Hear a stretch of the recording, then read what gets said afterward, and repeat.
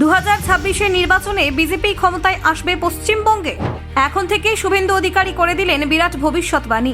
এমন এক মন্তব্য তিনি করে বসলেন যার জেরে তোলপাড় গোটা বাংলা।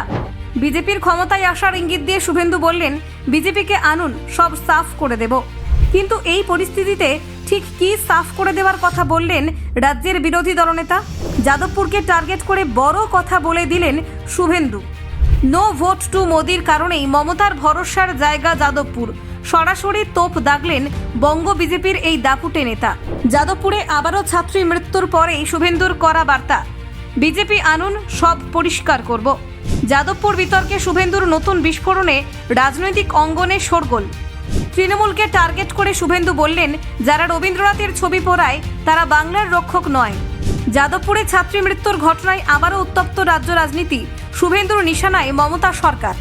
বামপন্থী ছাত্র সংগঠনদেরও কটাক্ষ করতে ছাড়লেন না বিরোধী দলনেতা। বললেন, যাদবপুরকে নষ্ট করেছে এই জঞ্জাল। 2026 বিজেপি ক্ষমতায় এলে ঠিক কি করবে? শুভেন্দুর কথায় মিলে গেল ইঙ্গিত।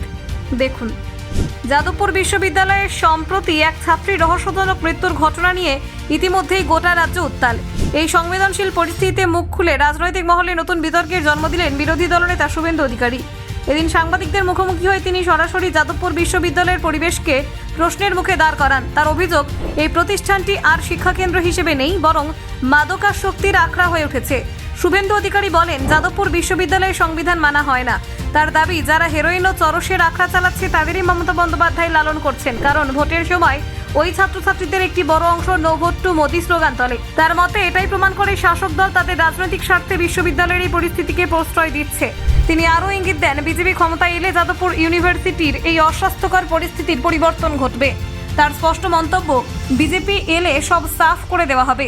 এই বক্তব্যে তিনি কার্যত আশ্বাস দেন, বিশ্ববিদ্যালয়ের পুরনো মর্যাদা এবং গৌরব ফেরানোর দায়িত্ব বিজেপি নিতে পারবে। এর আগেও শুভেন্দু অধিকারী যাদবপুর নিয়ে একাধিকবার সরব হয়েছেন। সিসিটিভি বসানোর বিরোধিতা কিংবা বন্দে মাতরম গান গাওয়ার প্রথা নিয়ে ছাত্র সংগঠনগুলির অবস্থান সবকিছুকেই তিনি কঠোরভাবে আক্রমণ করেছেন। এবার ছাত্রীর মৃত্যুর ঘটনাকে ঘিরে তার মন্তব্য যাদবপুর বিতর্কে নতুন মাত্রা যোগ করেছে। শুভেন্দুর বক্তব্যে শিক্ষাক্ষেত্র ও রাজনীতির সংযোগ নিয়ে ফের প্রশ্ন উঠেছে। তিনি মনে করিয়ে দেন, যাদবপুর একসময় গৌরবের আসন ছিল, কিন্তু রাজনৈতিক স্বার্থে তা নষ্ট করা হয়েছে। বিজেপি যদি ক্ষমতায় আসে তবে বিশ্ববিদ্যালয়কে মূল স্রোতে ফিরিয়ে আনা সম্ভব বলেও তিনি দাবি করেন। এই মন্তব্যের মাধ্যমে তিনি কেবল বিশ্ববিদ্যালয় প্রশাসনকে নয়, রাজ্য সরকারকে কাঠগড়ায় দাঁড় করালেন। তার অভিযোগ, মুখ্যমন্ত্রী মমতা বন্দ্যোপাধ্যায় রাজনৈতিক লাভের জন্য বিশ্ববিদ্যালয়ের ভিতরে দুর্নীতি ও বিশৃঙ্খলাকে প্রশ্রয় দিচ্ছেন। ফলে পড়ুয়াদের নিরাপত্তা ও শিক্ষার মান দুটোই প্রশ্নের মুখে। যাদবপুর প্রসঙ্গের পাশাপাশি শুভেন্দু ভিন রাজ্যে বাঙালি শ্রমিকদের নিয়ে হওয়া বিতর্কে প্রতিক্রিয়া জানান।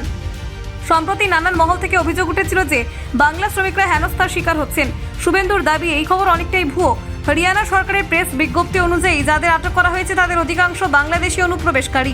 এই বক্তব্যে তিনি কার্যত তৃণমূল কংগ্রেসকে অভিযুক্ত করে বলেন যে তারা গুজব ছড়িয়ে রাজনৈতিক ফায়দা তুলতে চাইছে। পাশাপাশি বাংলার মানুষকে বিভ্রান্ত করা হচ্ছে বলে অভিযোগ তোলেন তিনি। তার মতে এই ধরনের প্রচার কেবল বিভাজন তৈরির জন্যই করা হচ্ছে। Bureau report, news prime Times.